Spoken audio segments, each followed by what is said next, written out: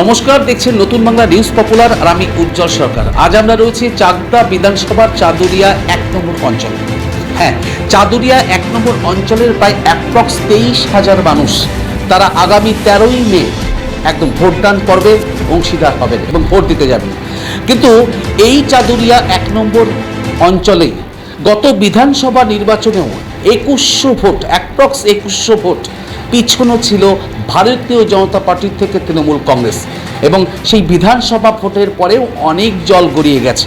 আপনারা জানেন চাদুরিয়া 1 নম্বর অঞ্চলের আমি যেটা বলছিলাম যে অ্যাপ্রক্স 23,000 মানুষ, তার পাশাপাশি অ্যাপ্রক্স 14,000 মহিলা ভোটার আমি যতদূর এখনও অবধি জানতে পেরেছি, এবং সেখানে প্রায় 7,000 মহিলা লক্ষ্মীর ভাণ্ডারের আওতায়। দেখুন, এবার লোকসভা নির্বাচনে লক্ষ্মীর ভাণ্ডার আলাদা জায়গা করে নিয়েছে, সেটা আর বলার অপেক্ষা রয় না। আমি আরও বিভিন্ন ইস্যু নিয়ে চাদুরিয়া এই 23,000 সাধারণ মানুষ এবং ভোটারদের সমস্ত প্রশ্ন নিয়ে আজ এসছি চাদুরিয়া 1 নম্বর অঞ্চল তৃণমূল কংগ্রেসের সভাপতি সংগ্রাম গুহ ঠাকুরতার কাছে। আমি সংগ্রামদার কার্যালয়ে, দলীয় কার্যালয়ে এসছি। আমি সংগ্রামদার সঙ্গে, সংগ্রামদার 23,000 মানুষ অ্যাপ্রক্স আগামী 13ই মে ভোট দেবে, এবং যে অঞ্চল থেকে ভোট দেবে সেই অঞ্চলে প্রায় 2100 ভোটে আপনারা বিধানসভা নির্বাচনে পিছিয়েছিলেন।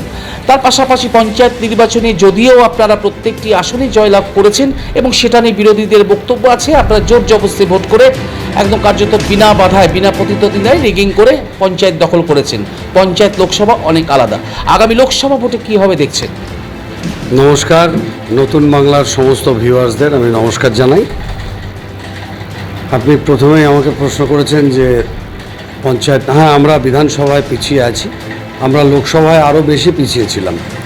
বিধানসভায় খানিকটা রিকভারি করতে পেরেছি, এবং পঞ্চায়েত নির্বাচনে আমরা 26টাতেই জয় পেয়েছি। বিরোধীরা রিগিংয়ের যে অপবাদ আমাদের বিরুদ্ধে দিয়েছে, আমি তাদের প্রশ্নতেই আমি বলে দিই, আমাদের 6টা বুথে প্যারামিলিটারি ছিল। সেই 6টা বুথ স্বাভাবিকভাবে 6টা বুথে নিশ্চয়ই আমাদের মানুষ প্রবেশ করতে পারেনি, সেখানে তো মাছি গলতে পারে না। সেই 6টা বুথে আমরা জয় পেয়েছি। 7, 8, 9, 10, 11, 12। আমাদের একটা বুথে, 2 নম্বর বুথে রিপোল করা হয়েছিল। বিজেপিরা ভোট বাক্স, ব্যালট বাক্স তুলে নিয়ে গিয়ে পুকুরে ফেলে দিয়েছিল। রিগিংয়ের তাদের আরোপ ছিল।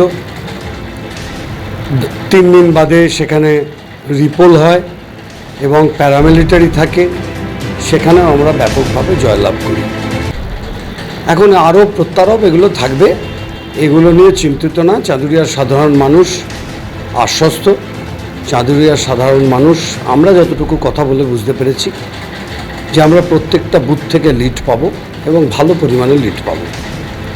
প্রত্যেকটা বাড়িতে মমতা বন্দ্যোপাধ্যায়ের দেহ প্রকল্প পৌঁছে গেছে, এবং প্রত্যেকটা বাড়ি পশ্চিমবঙ্গ সরকারের কোনো না কোনো প্রকল্পের আওতাভুক্ত। অতএব জয় আমাদের নিশ্চিত। কিন্তু মুশকিলটা হচ্ছে এখন নির্বাচন যে কোনোভাবেই আমরা দেখতে পাচ্ছি যে একটা লোকসভা নির্বাচন বলে ভারতীয় জনতা পার্টি একটা আলাদাভাবে প্রচার করছে যে এটা প্রধানমন্ত্রীর ভোট, এটা আমাদের দিন। স্বাভাবিক তাদের আবেদন থাকবে, কিন্তু বিগত 10 বছরে ভারতবর্ষের প্রধানমন্ত্রী ভারতবর্ষের মানুষের জন্য কি করেছেন, সরাসরি কি উপকার আমরা পাচ্ছি, এই প্রশ্ন যদি সাধারণ মানুষের কাছে করেন, উত্তর পাবেন না। আমরা সাধারণ মানুষকে বলছি, ভারতীয় জনতা পার্টি ভোট চাইতে আসলে তাদের প্রশ্ন করুন যে সরাসরি কীভাবে আমরা উপকৃত হয়েছি। দেখুন, একদম উপকৃত 2 প্রকারের হয়, একটা হচ্ছে ডাইরেক্ট হয় আর একটা হচ্ছে ইনডাইরেক্ট হয়। দেখুন, ডাইরেক্ট উপকৃত মানুষ সেটা লোকাল গভর্নমেন্টের কাছ থেকেই বেশিরভাগ পায়, আর সেক্ষেত্রে কেন্দ্রীয় সরকারের যেগুলো হয় সেগুলো ইনডাইরেক্টভাবেই হয়। তা সেক্ষেত্রে ইনডাইরেক্টভাবেই তো অনেক কিছুই ভারতের সংবিধানে উনি অনেক কিছুই করেছে, যেমন 370 ধারা উঠিয়েছে। রাম মন্দির নিয়ে একটা সমস্যা ছিল, সেই রাম মন্দির নির্মাণ হয়েছে। তার পাশাপাশি আরও বিভিন্ন ইস্যুগুলো তারা প্রতিস্থাপন করেছে, এবং নরেন্দ্র মোদীর হাত ধরেই ভারতবর্ষ আরও শক্তিশালী হয়েছে, মানে কোনো দুর্নীতিও হয়নি। কারণ কংগ্রেসের আমলে তো রাফেল দুর্নীতি ছিল, আরও অনেক দুর্নীতি ছিল। তা সেক্ষেত্রে এই আমলে তো সেরকম কিছু নেই। না, সেরকম কিছু নেই, এটা আপনি দেখতে পাচ্ছেন না। আপনি একজন সাংবাদিক হিসাবে ঠিক সেই উত্তরটাই দিয়েছেন যেটা ভারতীয় জনতা পার্টির একজন নেতা বা স্বাভাবিক ক্যাডার উত্তর দেন। আপনি একইভাবে উত্তর দিয়েছেন যে 370 করেছে। এখন 370 করেছে, আপনি সিএটা মাঝখানে বলেননি। 370 করেছে আমার দেখা চাকদা বিধানসভায়। 370-এর ফলে কাশ্মীরে গিয়ে বাড়ির জায়গা কেনবার জন্য আবেদন করেছেন এমন লোক পাইনি। আপনি সাংবাদিক, অনেক বড় এলাকা নিয়ে আপনার কাজ, আপনি যদি কাউকে পান আমাকে বলবেন যে 370 করার ফলে কাশ্মীরে গিয়ে চাকদার একটা মানুষ বাড়ি কিনেছে।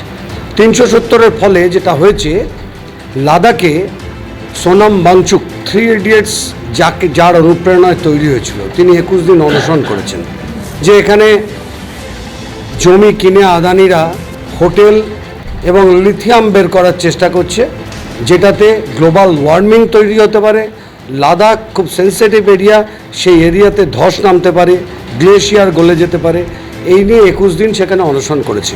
অতএব 370-এর ফলে কাশ্মীর থেকে কিন্তু সেনা সরানো যায়নি। এই কয়েকদিন আগে আমার পাশেই বসে আছে, কাশ্মীর থেকে ঘুরে এলো প্রদীপ হালদার, ওর মা অসুস্থ হয়ে গেছিলো কাশ্মীর গিয়ে।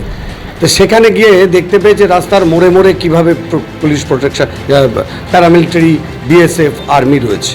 দেখুন, কাশ্মীরে থাকার 6 বছরের অভিজ্ঞতা আমার আছে, ইন্ডিয়ান আর্মিতে ছিলাম।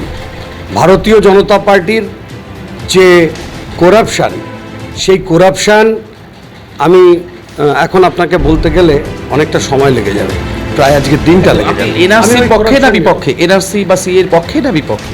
আমি মমতা বন্দ্যোপাধ্যায়ের সেই মতামতের পক্ষে, যিনি বলেছেন যে কোনো নাগরিকত্বের আবেদন করবেন না, যার কাছে আধার কার্ড, ভোটার কার্ড, যার কাছে রেশন কার্ড ইত্যাদি আছে, যিনি ভোট দিয়ে আমাদেরকে নিযুক্ত করেছেন, তারা কোনোভাবেই আবেদন করবেন। 70-এর ফলে যেটা হয়েছে, লাদাখে সোনাম বাংচুক 3 ইডিয়টস যার অনুপ্রেরণায় তৈরি হয়েছিল, তিনি 21 দিন অনশন করেছেন যে এখানে জমি কিনে আদানিরা হোটেল এবং লিথিয়াম বের করার চেষ্টা করছে, যেটাতে গ্লোবাল ওয়ার্মিং তৈরি হতে পারে।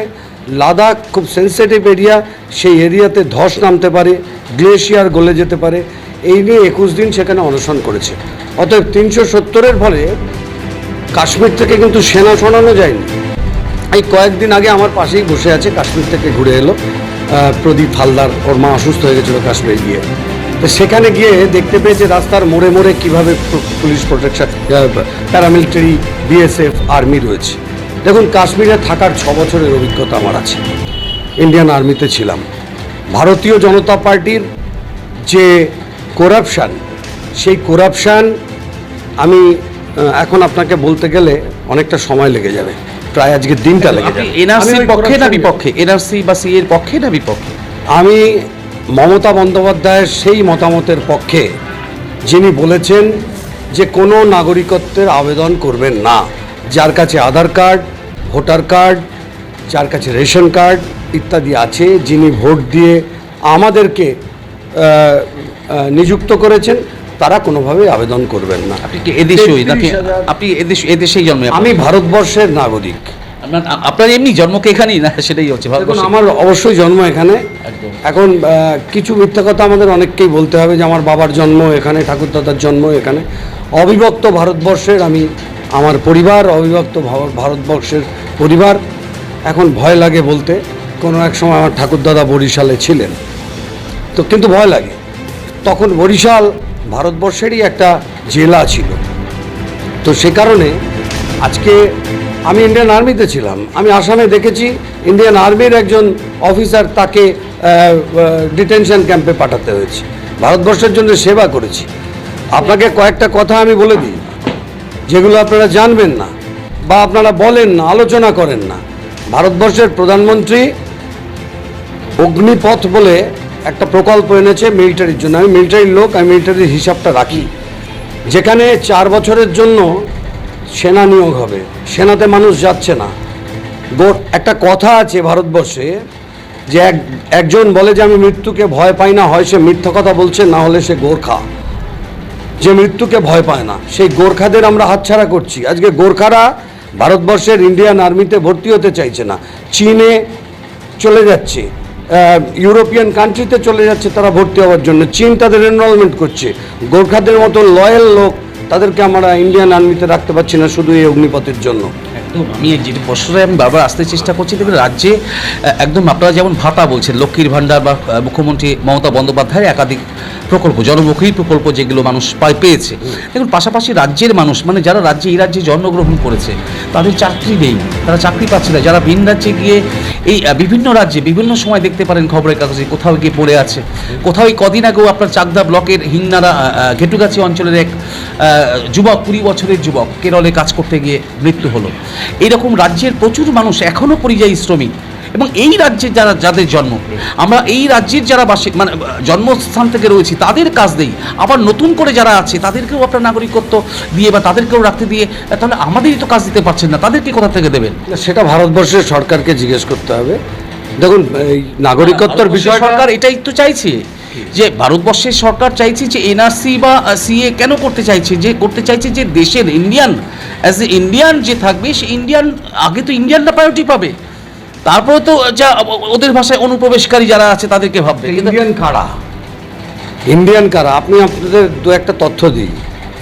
ভারতবর্ষের নাগরিক কারা? ভারতবর্ষ যে পরিস্থিতির মধ্যে 1947 সালে ভাগ হয়েছিল, সেই পরিস্থিতিকে বুঝতে হবে। ভারতবর্ষের নাগরিক কারা? যারা ভারতবর্ষে বসবাস করে নাগরিক। ভারতবর্ষ একবার বলছে যে 2014 সালের আগে যারা ভারতবর্ষে এসছে তারা ভারতবর্ষের নাগরিক, তাহলে নাগরিকত্ব দিতে চায় 2014 সালে আগে আসা মানুষদের। দেখুন, সারা ভারতবর্ষে চাকরি নেই। যে কটা রাষ্ট্রায়ত্ত সংস্থা ছিল সেই সংস্থাগুলোকে বিক্রি করে দেওয়া হচ্ছে, কোনো রাষ্ট্রায়ত্ত সংস্থা থাকছে না, এবং বিক্রি করা হচ্ছে আদানি আম্বানিদের হাতে। আমাদের এখানে যেমন আপনি বলছেন যে আমাদের এখান থেকে অন্য জায়গায় কাজে যায়, তা কারণ আমাদের যে মানুষরা যারা কাজে যায় তারা ভালো কারিগর, তাদেরকে নিতে হয়। আর আপনি এখানেও দেখবেন লেপালারা লেপ সেলাই করছে। আমাদের এখানে বাংলার মানুষ পারে না, বিহার থেকে লেপালারা আসে, তারা এখানে কাজ করছে। আইটি সেক্টরে কলকাতায় চলে যান, বহু সাউথের ছেলেরা আইটি সেক্টর করছে। এখানে ধোসার দোকানে চলে যান যারা ইডলি বানায়, সাউথ ইন্ডিয়া থেকে এসছে, পরিযায়ী শ্রমিক। আমাদের এখানেও একইভাবে ভারতবর্ষের বিভিন্ন রাজ্য থেকে এসছে, প্রশ্ন সেখানে না। 33,000 মানুষ ভারতবর্ষের নাগরিকত্বের জন্য আবেদন করেছে। আপনাকে একটা তথ্য দিয়ে রাখি, প্রতি বছর 2,54,000, 2022 সালের রিপোর্ট বলছে 2,54,000 মানুষ ভারত ছেড়ে চলে গেছে অন্য দেশের নাগরিক হওয়ার জন্য। 2014 সাল থেকে 11 লক্ষ ভারত থেকে ব্যবসায়ী চলে গেছে, যারা ভারতীয় ব্যবসায়ী বিদেশে চলে গেছে। দেখুন, যারা ভারত থেকে চলে যাচ্ছে তারা কিন্তু চাষ করার জমির কৃষক নয়, ভ্যানওয়ালা, রিক্সাওয়ালা বা পটল সবজি বিক্রি করা গরিব মানুষ নয়। যারা ভারত থেকে চলে যাচ্ছে তারা কিন্তু ভারতবর্ষের ব্যবসায়ী, ধনী মানুষ, তারা ভারত থেকে চলে যাচ্ছে, এবং এরা কিন্তু যে কোনোভাবে নিজেরা একটা কাজের পরিবেশ তৈরি করে। যেমন ধরুন, তার যে বাচ্চাটা পড়াশোনা করে তার প্রাইভেট টিউটার। ভারতবর্ষে বুঝতে পারছি, দেখুন অনেক সময় খুব কম, আমি একদম অঞ্চল ভিত্তিক চলে আসি। অঞ্চল ভিত্তিক আপনি যেখানে বসে আছেন ঠিক তার পাশেই ভাগীরথী শিল্পাশ্রম। আজ থেকে 10 বছর আগে সেই ভাগীরথী শিল্পাশ্রমের চেহারা কী ছিল, আজকে কী আছে আপনি বলুন। দেখুন, ভাগীরথী শিল্পাশ্রমকে বুঝতে হবে। ভাগীরথী শিল্পাশ্রম কোম্পানি অ্যাক্টে রেজিস্টার্ড একটা সংস্থা ছিল, যেখানে হোম, সরকারও সেখানে হোমে ছেলেমেয়েরা পাঠাতো। ভাগীরথী শিল্পাশ্রমের যে কমিটি ছিল সেই কমিটি বহুদিন ধরে, একদম বাম আমল থেকে, যেমন সহিশপুর আপনি চলে যাবেন, সহিশপুরের একরকে একর জমি তারা বিক্রি করেছে। ভাগীরথীদি চলে যাওয়ার পর, যার নাম ভাগীরথী ছিল, তিনি চলে যাওয়ার পর মূল ক্ষমতা আবেদন করেছে। আপনাকে একটা তথ্য দিয়ে রাখি, প্রতি বছর 2,54,000, 2022 সালের রিপোর্ট বলছে 2,54,000 মানুষ ভারত ছেড়ে চলে গেছে অন্য দেশের নাগরিক হওয়ার জন্য। 2014 সাল থেকে 11 লক্ষ ভারত থেকে ব্যবসায়ী চলে গেছে, যারা ভারতীয় ব্যবসায়ী বিদেশে চলে গেছে। দেখুন, যারা ভারত থেকে চলে যাচ্ছে তারা কিন্তু চাষ করার জমির কৃষক নয়, ভ্যানওয়ালা, রিক্সাওয়ালা বা পটল সবজি বিক্রি করা গরিব মানুষ নয়। যারা ভারত থেকে চলে যাচ্ছে তারা কিন্তু ভারতবর্ষের ব্যবসায়ী, ধনী মানুষ, তারা ভারত থেকে চলে যাচ্ছে, এবং এরা কিন্তু যে কোনোভাবে নিজেরা একটা কাজের পরিবেশ তৈরি করে। যেমন ধরুন, তার যে বাচ্চাটা পড়াশোনা করে তার প্রাইভেট টিউটার। ভারতবর্ষে বুঝতে পারছি, দেখুন অনেক সময় খুব কম, আমি একদম অঞ্চল ভিত্তিক চলে আসি। অঞ্চল ভিত্তিক আপনি যেখানে বসে আছেন ঠিক তার পাশেই ভাগীরথী শিল্পাশ্রম। আজ থেকে 10 বছর আগে সেই ভাগীরথী শিল্পাশ্রমের চেহারা কী ছিল, আজকে কী আছে আপনি বলুন।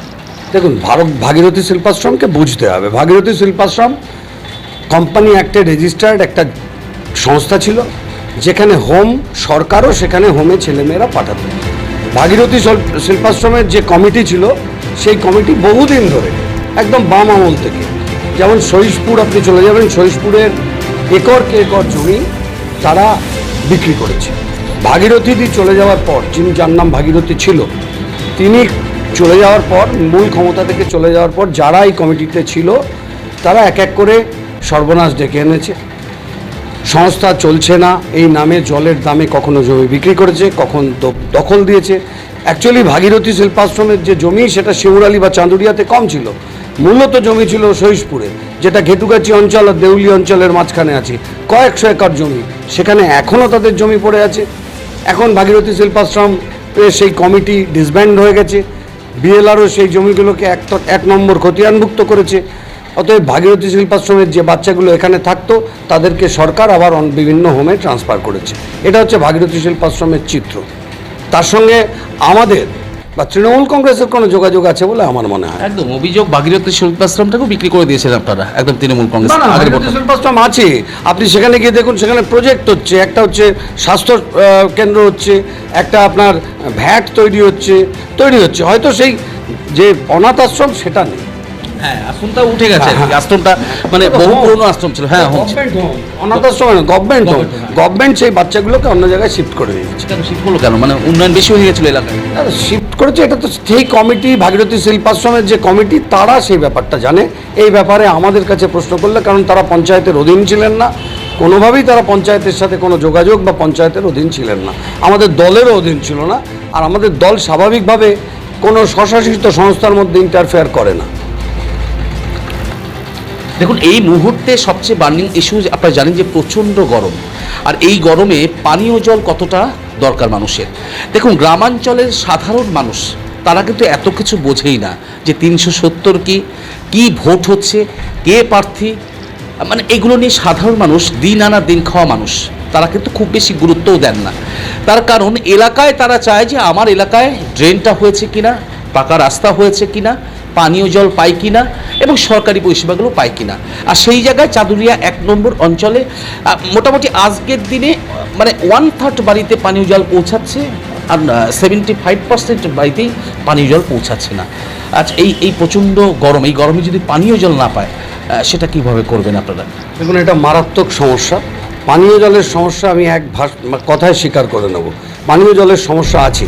আমাদের একটা মাত্র ট্যাঙ্ক, সেই ট্যাঙ্কটা মানুষ মরায়। ওই একটা ট্যাঙ্ক থেকে চাঁদুরিয়া 2 নম্বর অঞ্চল এবং মদনপুর 1 নম্বর অঞ্চলের দুটো জায়গায় জল যায়, এবং সেটার একটা সান্নালচল আর একটা শিকারপুর, দুটো অঞ্চলই আমাদের থেকে নিচুতে অবস্থিত। ভৌগোলিকভাবে জল সেখানে আগে জল চলে যায়, যার জন্য চাঁদুরিয়ার একটা বিস্তীর্ণ অঞ্চলে জলের সমস্যা আছে।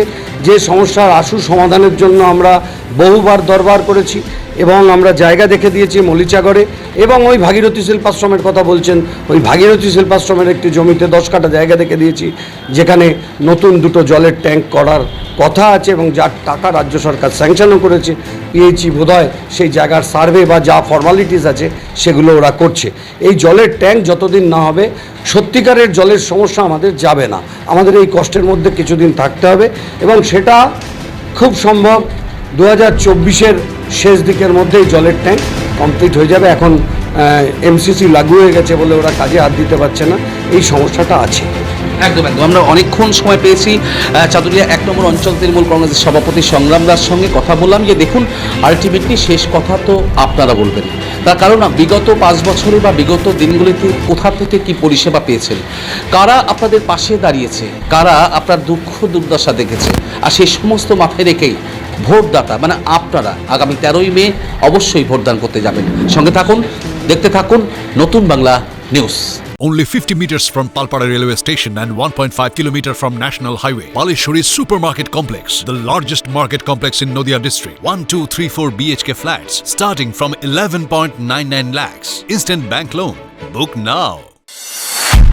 নদিয়া জেলার সবথেকে বড় বিল্ডার্স চাকদার মা মনসা বিল্ডার্স রড ও সিমেন্টের পাইকারি ও খুচরো বিক্রেতা মা মনসা বিল্ডার্স পদ্মবিলা চাকদা নদিয়া রড কেনাকাটায় থাকছে ডিসকাউন্ট অফার মা মনসা বিল্ডার্স নদিয়ার সবথেকে বড় English medium school JRS public school প্রায় 35 বিঘা জমির ওপর গড়ে উঠেছে বিশাল ক্যাম্পাস নার্সারি থেকে শুরু করে উচ্চ মাধ্যমিক ITI college law college BEd college ভর্তি চলছে জেআরএস পাবলিক। আপনি কোথায় ইনভেস্ট করবেন, কেন করবেন বুঝতে পারছেন না তো?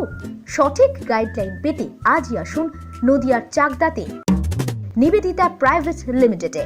Nivedita private limited marketing and distribution service. Balcony বা সিঁড়ির রেলিং, মডিউলার কিচেন বা ড্রয়িং রুম, এক কথায় আপনার স্বপ্নের বাড়িকে করে তুলুন আরো সুন্দর।